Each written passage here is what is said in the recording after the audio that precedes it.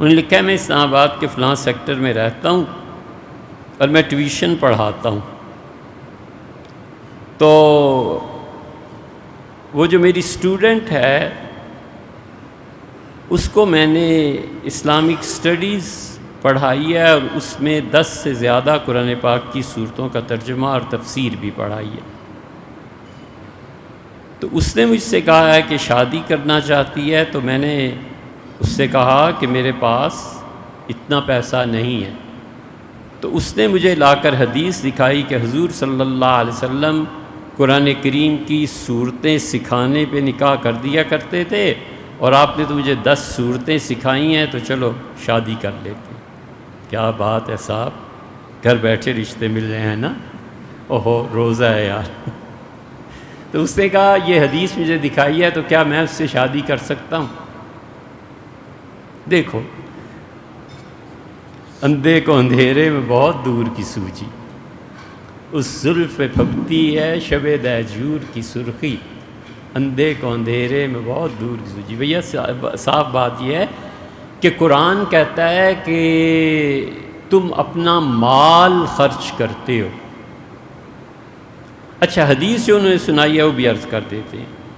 رسول اللہ صلی اللہ علیہ وسلم کے پاس ایک آدمی آیا اور اس نے کہا قال لرجل من اصحابی، تو رسول اللہ صلی اللہ علیہ وسلم نے اس آدمی سے کہا کہ تمہاری شادی نہیں ہوئی؟ اس لڑکے نے کہا نہیں اللہ کے رسول میری شادی نہیں ہوئی۔ آپ نے فرمایا تم قل واللہ پڑھتے ہو؟ اس کا جی۔ تو آپ نے فرمایا تو آدھا قرآن ہے، الیس معاک اذا جاء نصر اللہ والفتح، اور تم اذا جاء نصر اللہ بھی پڑھتے ہو؟ قال بلا، اس کا جی کیوں نہیں؟ قال ربع القرآن، یہ تو قرآن کا 1/4 ہو گیا۔ پھر فرمایا الیس معاک قل یا ایھا الکافرون، قل یا ایھا الکافرون بھی پڑھتے ہو؟ اس کا جی۔ تو آپ نے فرمایا الیس معاک اذا زلزلت الارض، یہ زلزلت الارض تمہارے پاس نہیں ہے، یعنی تم نہیں یاد کی ہوئی؟ اس کا جی میں نے کی ہوئی ہے۔ تو آپ نے فرمایا کہ تزوج سکھا دے جس سے تو شادی کرنا چاہتا ہے، اور اس کے ساتھ تیرا نکاح ہو گیا۔ یہ حدیث ہے اور یہ صحیح حدیث ہے۔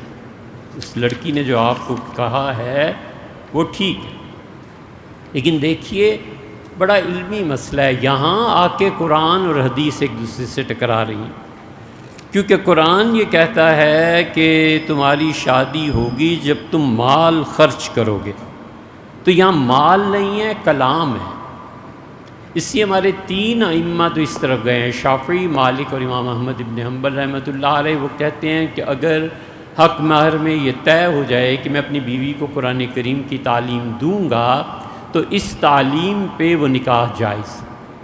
لیکن امام حنیفہ رحمۃ اللہ علیہ نے نہیں تسلیم کیا۔ وہ کہتے ہیں قرآن جب ہمیں یہ کہتا ہے کہ تم مال خرچ کرتے ہو اور اپنی بیوی کو پیسے دیتے ہو، اور پھر کہتا ہے کہ احداہن قنطارن، تم پورا ایک پورا خزانہ پیش کرتے ہو، تو وہ تمہارے لیے جائز قرار پاتی ہے، تو ہم قرآن کو نہیں چھوڑ سکتے۔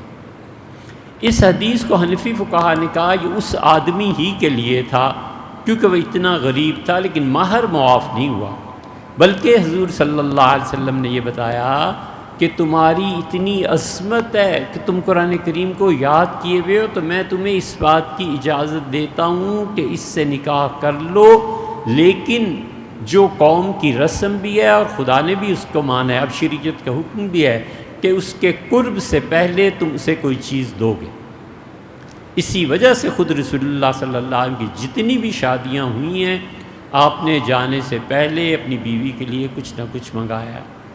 مثلاً حضرت خدیجہ رضی اللہ عنہ، تو حضرت خدیجہ رضی اللہ عنہ نے کہا اپنے بھائی حکیم ابن حزام رضی اللہ عنہ سے کہ محمد صلی اللہ علیہ وسلم کی مالی حیثیت ایسے ہی ہے، تو میں چاہتی ہوں کہ میرے شوہر اب بن رہے ہیں تو میں کچھ پیش کروں۔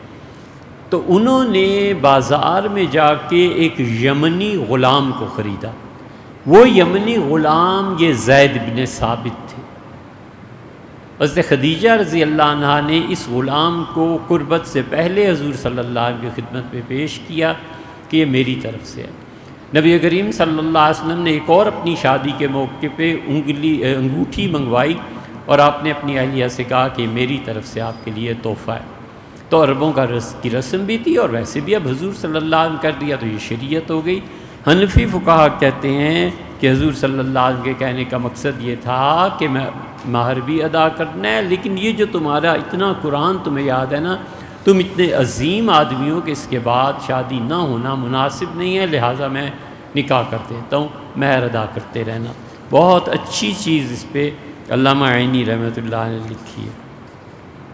اس لیے آپ جب فتویٰ پڑھتے ہیں تو اس میں یہی ملے گا، اللہ کہتا ہے وَأُحِلَّ لَكُم مَّا وَرَاءَ ذَلِكُم، یہ رشتے حرام، حرمت علیکم امہاتکم، ماں سے نکاح حرام، بہنوں سے، فلاں سے، فلاں سے، اور پھر کہتا ہے کہ وَأُحِلَّ لَكُم مَّا وَرَاءَ ذَلِكُم، اس کے علاوہ جو عورتیں ہیں ان سے نکاح جائز ہے، ان تبتغوا باموالکم، تم ان کو اپنے نکاح میں لاتے ہو، اپنے حبالہ عقد میں لاتے ہو، تم ان کو اپنے لیے جائز قرار دیتے ہو جب تم پیسہ خرچ کرتے ہو۔